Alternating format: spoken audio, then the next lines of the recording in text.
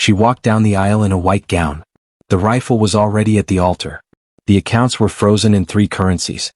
His 4 lieutenants had been receiving her instructions for 6 days. And Kang Jae-won, the man who threatened her father's life, who believed he was watching a frightened daughter walk toward compliance, was standing at the altar with the particular expression of a man who has just understood that the ceremony he designed is not the ceremony being performed. She didn't flinch when she raised it. He didn't move when she did. The cathedral held its breath. His entire network, assembled to witness his victory, watched a woman in a wedding gown hold a rifle steadier than most of his soldiers could manage. Braids pulled back tight, shoulders squared, eyes locked on the man who thought he had already won. His expression moved through disbelief. Then fury. Then something he did not have a name for yet. She was not reacting to the ultimatum. She had been preparing for it. Before we begin, if you love Afro-Korean stories built on power, strategy, and 2 people who come into each other's lives through coercion and stay through something entirely different, subscribe and turn on notifications so you never miss a new story. Now, let's go back to where it started. 11 days before the ultimatum arrived in a Lagos study, where a 24-year-old woman was already reading Kang Jae-won's full network diagram and circling 11 pressure points in red. He thought he was setting a trap. She had already built a better one. The report arrived on a Tuesday. Adiz had been expecting it for 11 days, not the report specifically but the confirmation it carried. The signal she had trained herself to recognize, the particular pattern of a powerful man who had finished being patient and was now moving toward a decision. She read it once at her father's desk. Then she set it down and looked out the window at the Lagos morning, the compound's old mango trees, the gardener moving slowly between the hedges, the ordinary beauty of a life her father had spent 40 years building and protecting.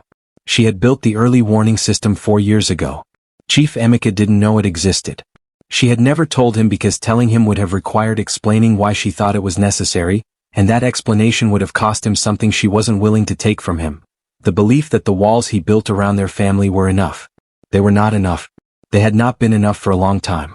She had simply made sure that when the moment came she would be the first to know. The official ultimatum arrived 3 hours later, delivered through an intermediary in a gray suit who stood in their entrance hall and spoke with the careful neutrality of a man paid to carry messages he did not write. Marry Kang Jae-won's son within 30 days, or Chief Emeka Obi would not live to see the 31st. She read it in front of her father. She kept her face still.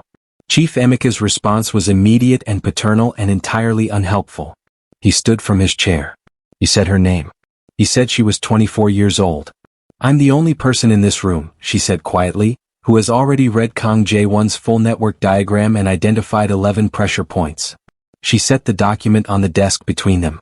I've been reading it for 4 years. Her father went silent. It was not the silence of a man with nothing to say. It was the silence of a man recalibrating everything he thought he knew about the past 4 years. When did you build this? He asked finally. When I realized you might need me to. He looked at her for a long time. Then he sat back down and he did not argue again. She landed in Seoul 9 hours later. In the car from the airport, she catalogued the city the way she catalogued everything. Exit routes, sightlines, the density of traffic and what it suggested about response times. The quality of the light. The architecture of streets she had studied from a distance for months, now real and immediate beneath her. Beneath all the assessment, quiet and inconvenient, was a feeling she had no strategic category for. She was afraid. Not of Jae-won. Not of the trap she was about to build. Of what it would cost to build it well enough. The meeting was staged in a private room of a Gangnam tower that Jae-won's network owned outright. Neutral ground, he had called it through the intermediary. She had looked at the address and noted, without remarking on it, that it was 3 blocks from his primary Seoul operations hub and 2 from a secondary exit route his team used when speed mattered more than discretion. Nothing about this was neutral. She filed this too. She wore ivory. Simple. Conservative. The clothes of a woman who had come to listen, not negotiate. She arrived 2 minutes before the scheduled time, early enough to be read as eager, not early enough to suggest she had spent the previous 40 minutes mapping the building's security formation. She had spent the previous 40 minutes mapping the building's security formation. Jae-won was already in the room when she entered. She had studied his photographs for months. Photographs had not adequately prepared her for the physical reality of him. The dragon tattoos running from his wrists to his forearms, the particular quality of stillness in a large man who has learned that stillness is its own form of aggression. The way the room reorganized itself around him the moment you walked into it without him doing anything visible to cause this. His eyes found her immediately. She felt them move across her with the efficient assessment of a man who had spent 35 years reading rooms and the people inside them. She looked back at him with carefully calibrated uncertainty. The expression of a woman who is frightened but trying not to show it. Not quite succeeding. He misread it completely. She watched him do it and filed the observation away. The meeting proceeded. He spoke with the particular courtesy of a man who considers cruelty a tool reserved for people who require it, not performed kindness, but the measured civility of someone who has learned that power does not need to announce itself. He laid out the arrangement's terms with clean, precise language. The marriage, the timeline, the transfer of network access that would follow. He presented this as a business arrangement because, to him, that is precisely what it was. She listened. She asked 3 questions, each one framed as clarification, each one targeting a specific gap in the intelligence picture she was building. The 3rd question, delivered with the particular hesitance of someone slightly embarrassed to admit they don't understand something, concerned his Eastern logistics corridor. A structural question. The kind that only makes sense if you already know a great deal about what surrounds it. He answered it. In full. Because she had presented herself as someone who would not understand the implications of the answer. She understood every implication. In the car afterward, she sent 3 words to Tabena. Eastern Gap confirmed. Behind her, in the tower, J1 told his lieutenant that the Obi girl would not be a problem. Intelligent, he said. But frightened. His lieutenant nodded. J1 turned back to the window. They always are. She had 12 days. She moved through Seoul the way water moves through a system, finding the paths of least resistance, applying pressure at the precise points where the structure was weakest, never announcing the direction of the current. Tabena managed her security and asked very few questions. This was why she trusted him. The 4 lieutenants were the critical piece. She had identified them from J1's network diagram months ago, not the most powerful men in his organization, but the load-bearing ones. The people whose loyalty held the structure together. Remove them and the architecture didn't collapse. It simply stopped responding. Which was exactly what she needed. She did not bribe them. Bribery created debt and debt created resentment and resentment, in men like these, eventually created betrayal in the wrong direction. Instead she did something slower and more durable. She made herself worth trusting. She met each one separately under the cover of the marriage arrangement's logistical preparation. She listened to them. She remembered what they told her. She demonstrated, through small and specific actions, that she was a person who understood the difference between loyalty to an organization and loyalty to the human beings inside it. By day 8, 2 of them had begun routing her small pieces of intelligence without being asked. By day 10, all 4 had confirmed their positions for the wedding ceremony's execution sequence. The financial freeze was the architectural work. 12 interlocking moves across 3 currency systems, staged to execute simultaneously at a signal from her phone. She had designed the sequence herself and run the simulations 14 times. The margin for error was 4 minutes on the slow end and 90 seconds on the fast. She built in buffers at every node. Her mother called on day 9. Come home safe, she said. No questions. Her mother had always understood things her father was still in the process of learning. Chief Emeka called on day 10. He sounded calm in the way that people sound when they are working very hard to sound calm. She told him the plan was proceeding. She did not tell him how. The night before the wedding, she sat in the bridal suite while women she had never met prepared a dress she was going to use as a weapon. She looked at herself in the mirror for a long time. Braids pulled back tight. Shoulders that had been squared so consistently for the past 12 days that the posture now felt like rest rather than effort. Tabena appeared in the doorway at midnight. It's in position, he said. The rifle. Already at the altar, placed there at 4 a.m. under cover of the floral setup. You don't have to do this alone, he said. She looked at him in the mirror. I'm not doing it alone, she said. I'm doing it first. The cathedral was full. J1's entire network had assembled, lieutenants and senior associates and the peripheral men who existed in the organization's orbit without belonging fully to its center. They filled the pews with the particular energy of people who have been summoned to witness a demonstration of power rather than to celebrate anything. The floral arrangements were extraordinary. The lighting was precise. Everything had been arranged to signal total, unhurried control. J1 stood at the altar in dark tactical attire, his dragon tattoos visible below his rolled sleeves, his expression carrying the settled certainty of a man for whom this moment is already concluded. He watched the cathedral doors. They opened. She walked toward him in white silk. Braids tight. shoulders squared. The slow, measured pace of someone who had rehearsed this walk until it lived in her feet rather than her mind. He noted, clinically, that she was more striking than the photographs had suggested. He filed this and returned to operational mode. She reached the altar. She turned to face him. And then she reached beneath the arrangement of white flowers to her left, closed her hand around the rifle Tabena had placed there at 4 a.m. and raised it. The cathedral went completely silent. His expression in the half-second that followed was something she had not been able to fully simulate in any of the 14 rehearsals, because no simulation could account for the specific texture of watching a man of absolute certainty encounter the precise situation his certainty had made him unable to prepare for. It moved through his face like weather, the disbelief of a man who processes the visual information and rejects it, then accepts it, then searches for the countermove. The fury of a man who understands he has been outplayed at the deepest structural level. The reflexive tactical calculation, how many men, what distances, what angles. And then his phone began to light up. Frozen accounts. Standing down lieutenants. The eastern corridor locked. The primary hub inaccessible. Notification after notification, each one a thread she had pulled in the precise order she had planned, the entire structure pausing in real time while he stood at an altar holding a phone that was telling him the ceremony he designed was not the ceremony being performed. The last thing that moved through his expression was something she had not planned for and could not name. It was not defeat. This man did not have a category for defeat. It was something closer to encounter. As if he had always known, somewhere below operational awareness, that this terrain existed, and he had simply not known yet when he would meet it. She lowered the rifle to a ready position. Not a concession. A recalibration of necessary distance. She presented the terms with the quiet precision of someone reading from a document they had spent weeks preparing, because she was.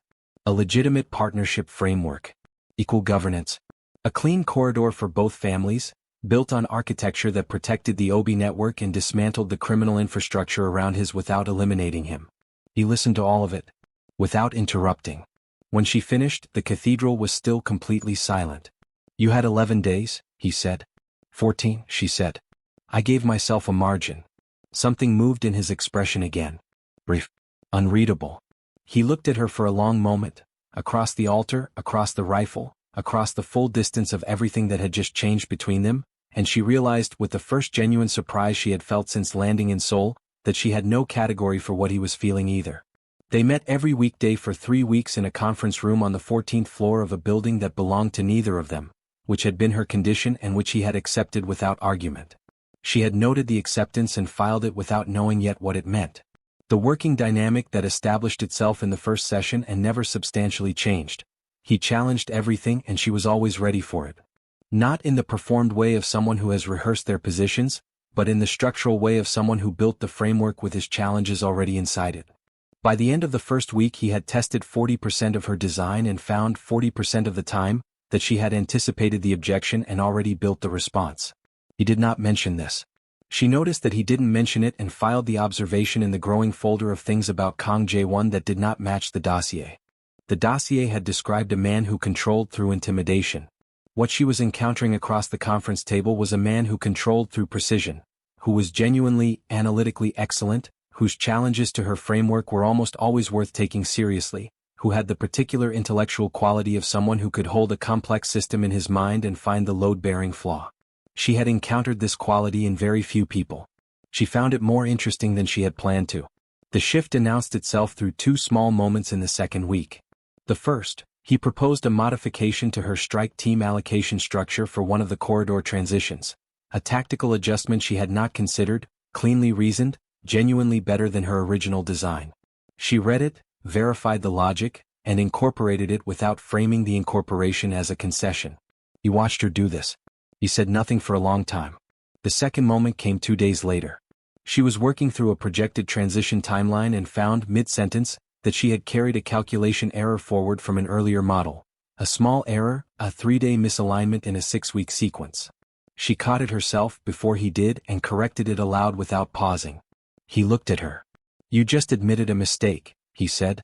It was a mistake, she said. What else would I do with it? He was quiet for a moment. Then he looked back at his documents. But the quality of the silence was different from all the previous silences. She was still cataloging it when the session ended. She cataloged it on the drive back too.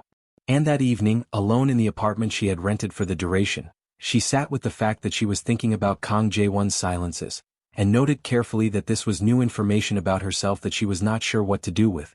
It happened on a Wednesday, 3 weeks into the negotiation, in the hour after the formal work was finished.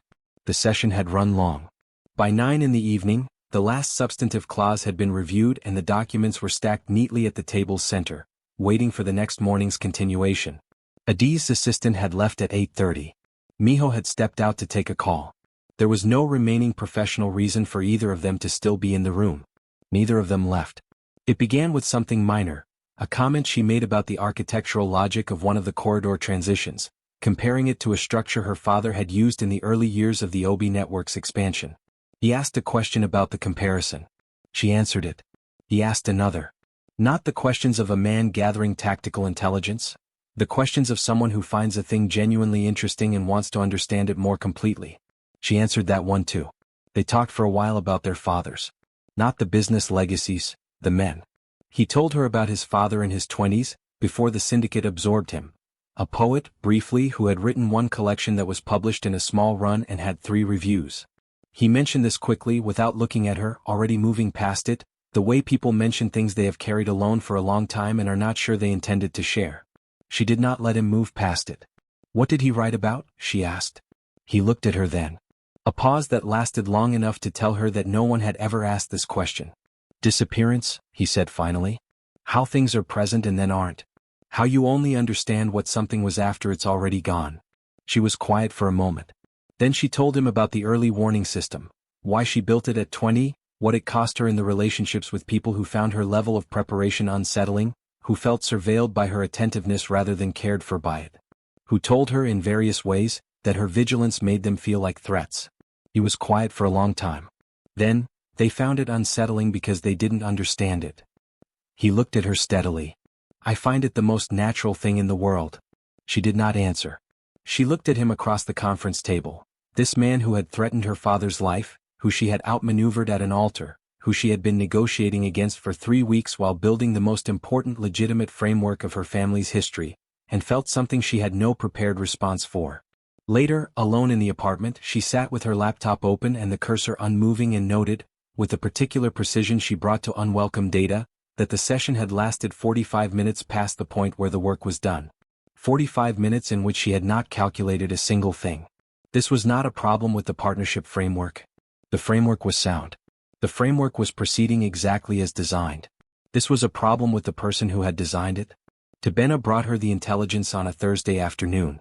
He set his tablet on her kitchen counter and stepped back and let her read it without commentary, because he knew her well enough to understand that she needed the data clean before she needed anything else.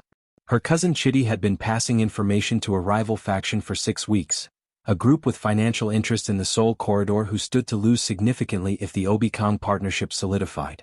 The information Chitty provided had been crafted with care, a financial routing that appeared in the shared intelligence feed as a move Adiz had executed unilaterally, without Jae-won's knowledge, suggesting that she was quietly positioning the OB network to absorb his corridors rather than share them. It was elegant work.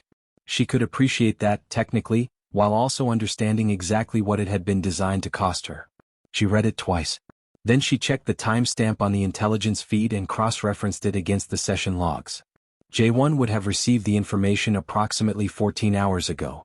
She knew before she checked her access credentials, but she checked them anyway because she was precise about confirming what she already knew. The shared intelligence portal returned an access denied flag. Quiet. A withdrawal of trust so measured it could almost be described as professional. Almost. She sat with this for a long time. She understood what had happened, not the full picture yet but enough. Something had been fed to him and he had acted on it before verifying, which was a specific kind of error that told her a specific thing about the state he had been in when he received it. A man of complete strategic certainty does not act on unverified intelligence. He verifies first, always, because verification is the foundation of every decision he makes. Unless he is starting to trust someone, and the intelligence tells him the trust was wrong, and the part of him that has not yet built the habits trust requires fires before the part that knows better can override it. She understood this. She had, in her own way, been making the same kind of error for 3 weeks, just in a different direction. Understanding did not make it hurt less. If anything, it made it hurt more precisely. She did not call him. She did not send a message. She recalibrated, because this was what she had always done with pain, and because the part of her that had been lowering the wall for the past 3 weeks was not the part currently in charge of making decisions. The wall went back up. Thoroughly. With the particular care of someone who is not just managing a threat but protecting something that has become worth protecting. That evening, Jae-won sat alone in his operations room and reviewed the intelligence he had acted on and felt the specific quality of her absence. Not from the room but from the access portal, from the framework feed, from the particular texture of a working relationship that had been doing something he was only now able to name because it was gone. He had made an error. Not a tactical one. He found the source in 72 hours. It was not difficult once he was looking for it rather than acting on it. Chidi Obi's communication pattern with the rival faction had the structural signature of someone who was competent enough to construct the manipulation but not experienced enough to cover the layers underneath it. Jae-won traced it backward through 3 intermediaries and had the full picture by Friday evening. He sat with it for a while. He was not angry at being fooled. He had been fooled before, occasionally, and the experience was useful in the way all expensive lessons are useful. It sharpened the pattern recognition for next time. What he was feeling was not that. What he was feeling, he recognized with the cold clarity he brought to all unwelcome data, was that he had hurt someone. Not through strategy, not through the deliberate application of leverage, through a failure of the thing he had been, without fully knowing it, in the process of building. He had acted on intelligence rather than pausing to ask whether the intelligence was consistent with the person he had come to know across 3 weeks of conference tables. It was not consistent. He knew that now. He had, if he was precise about it, known it at the moment he acted. But the habit of protection was older and faster than the habit of trust, and it had fired first. He told Miho to handle Chidi's position within the family network. He did not specify how. Miho did not ask. Then he drove to her apartment. He arrived at 7 in the evening. No advance message. No intermediary. No strategic positioning of any kind. For the first time in the entire sequence of events that had begun with a wedding in a cathedral and a rifle and a woman who had given herself a 4-day margin, Kang Jae-won arrived somewhere without knowing what he was going to do next. She opened the door. She looked at him the way she looked at everything, completely without the performance of a reaction. He recognized in the quality of her attention, the cost of what she was doing, holding herself open when every trained instinct was telling her to close. "I was wrong," he said. "I know what happened. I'm telling you directly because you deserve that." She was quiet for a moment. Then she stepped back from the door. He came in. They sat in her living room, not at a table, not with documents between them, not in any configuration that gave either of them a professional framework to operate inside. Just 2 people in a room, neither of them managing the situation, both of them present in it without the armor that had made that presence safe. She told him the truth. That she had stopped being strategic about him approximately 6 weeks ago, somewhere between the Eastern Gap confirmation and the 45-minute conversation about his father's poetry and the specific quality of his silence when she corrected the timeline error. That the conversation had terrified her more than the ultimatum did, because the ultimatum was a problem she had a system for and this was not. That she had been building exits from every room for so long that she had not recognized a door she might want to stay inside. He said nothing for a long time. Then, "I don't know how to do this." "Neither do I," she said. "I think that might be the point." They sat in the room for a long time after that. The city moved through its evening outside the window. Neither of them was calculating anything. It was the most unstrategic either of them had been in their entire adult lives. It was also the most alive. The signing took place on a Tuesday, 4 weeks after the conversation at her door. Chief Emeka had flown in the previous day. Adiz had met him at the airport and given him the complete intelligence picture in the car, not the managed version she had been feeding him through the negotiation, but the full account. What she had built, what it had cost, what had happened at the altar and in the conference room and on a doorstep on a Friday evening when a man she had outmaneuvered at a cathedral had arrived without a plan for the first time in his life. Her father had listened to all of it without interrupting. When she finished he was quiet for a long time. "For years ago," he said finally. "In my study. You already knew." "I thought you might need me to," she said. He reached over and put his hand over hers in the way he had done since she was a child, when the world required something of her that she hadn't yet built the tools for. She let herself receive it. That was new too. The conference room was the same one on the 14th floor. The same table. The same quality of light. Everything the same and nothing the same. Chief Emeka sat across from J1 and conducted himself with the measured warmth of a man who understood, completely and without performance, exactly what his daughter had navigated and exactly what it had taken. He asked 2 direct questions about the partnership architecture. He received 2 direct answers. He nodded once, with the finality of a man closing a long calculation. Adiz signed first. J1 signed. Miho witnessed. Chief Emeka signed as the Obi family's representative. Then J1 reached into the inside pocket of his jacket and produced a second document. Single page. He set it on the table and pushed it across to Adiz without comment. Without looking at her. The gesture of a man who has prepared for every outcome except the one where the answer is no, and who is discovering at 35 what it feels like to make a request rather than a demand. She picked it up. It was handwritten. Korean on one side, English on the other. She recognized his handwriting from the margin notation he had made in the second week of negotiations, the tactical adjustment she had incorporated without making it a concession. The proposal was not a declaration. It was a question, written in the same blunt, precise, non-performative language that had characterized every communication he had offered her since the altar. It asked, without ornamentation and without strategy, whether she would build something permanent with the man who had underestimated her, been dismantled by her, and found himself, inconveniently and irrevocably, unable to imagine a future that did not include her particular way of thinking about everything. Chief Emeka was watching his daughter. She was aware of this without looking up from the document. She was also aware that her expression was doing something it rarely did, moving through itself without management, letting each thing show as it arrived. She picked up the pen. The Obi-Kong partnership became, within 18 months, the most significant legitimate financial corridor operating between West Africa and Southeast Asia. It was not the largest and it was not the oldest, but it was the most structurally sound, because it had been built by 2 people who understood, from direct and expensive personal experience, exactly what happened when a framework was constructed without accounting for the full complexity of the people inside it. J1's criminal infrastructure did not collapse through prosecution or external force. It atrophied.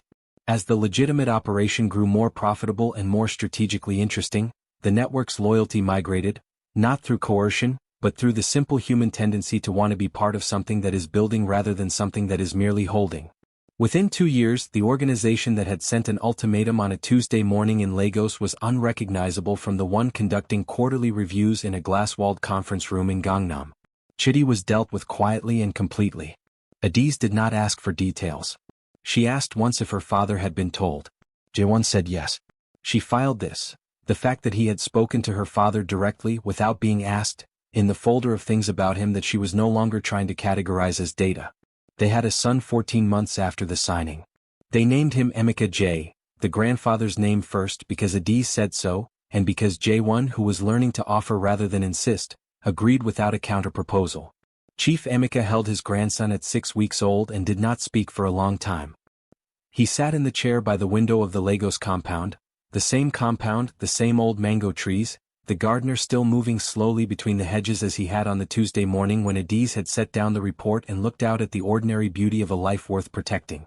She stood in the doorway and watched her father's face and allowed herself, for one full unmanaged minute, to simply feel the distance between the woman who had built an early warning system at 20 because she was afraid of what the world would require of her family, and the woman standing here now, in a life that was larger and more complicated and more genuinely hers than any system she had ever designed. Jaewon found her there. He stood beside her in the doorway without speaking, because he had learned over 14 months that she processed the biggest things in silence, and that what she needed from him in those moments was not language but presence. He was not yet good at presence. He was built for strategy and action and the decisive application of force, and presence required a different kind of stillness than any he had practiced before. But he was trying every day, specifically and deliberately, the way he had always approached problems worth solving, and she noticed every effort as she noticed everything and had finally learned to say so. They were not easy together. They were not soft. They argued with the same precision they brought to conference tables, and they were both, when they were wrong, constitutionally incapable of admitting it gracefully, and the particular quality of 2 people who never stopped assessing the room even when the room was their own home created a kind of permanent cognitive electricity that was exhausting and irreplaceable in equal measure. But they chose each other. Every morning without being asked. Not through leverage, not through a framework, not through the managed cultivation of trust as a strategic asset. Simply because the other person was who they were, and this turned out to be the only reason that was ever sufficient. This story is about the difference between leverage and trust, and the enormous, terrifying distance between them. Adiz built the trap because she understood the world she was operating in. She was right to build it. The trap worked. Her father was protected. The plan executed precisely as designed. She walked down an aisle in a white gown and reversed an ultimatum in front of the man who issued it, and every component held. And then she had to figure out what to do with a man who had been neutralized but not diminished, who looked at what she built not with resentment but with recognition, who was, inconveniently and irrevocably, the first person she had ever met who thought the way she thought, who found her level of preparation the most natural thing in the world rather than something to be managed or feared. Leverage can change a situation. It cannot build a life. You can negotiate terms, freeze accounts, stage a rifle at an altar, give yourself a 4-day margin, and still find yourself, 6 weeks later, sitting across a conference table at 9 in the evening with the work finished and no strategic reason to remain, unable to leave. Jaewon's lesson runs alongside hers and is equally hard one. He spent 35 years building power structures on one foundational premise. Compliance and loyalty are the same thing. They are not. Compliance is what you get when the leverage holds. Loyalty is what you get when you become someone worth staying for. The woman in the white gown showed him the difference at the altar, not by refusing him, but by outmaneuvering him so completely that the only available response was either destruction or genuine encounter. He chose encounter. That choice, made in a cathedral in front of his entire network, is the truest thing the story contains. Not the trap. Not the treaty. The moment a man who had never been refused became a man who was genuinely willing to be answered. The partnership they build is not a love story dressed in business. It is a story about what becomes possible when two people stop using their most sophisticated capabilities as walls and start using them as foundations. What they build is not easy. It is not soft. It is a genuinely equal life constructed by two people who are both extraordinary and both, in their own ways, still learning what it means to be known rather than assessed. The most dangerous trap is not the one you set for your enemy. It is the moment you realize you have been building exits from every room for so long that you forgot rooms could also be homes. True power is not the ability to force someone to stay. It is becoming, slowly and at real cost and without guarantee, someone they choose.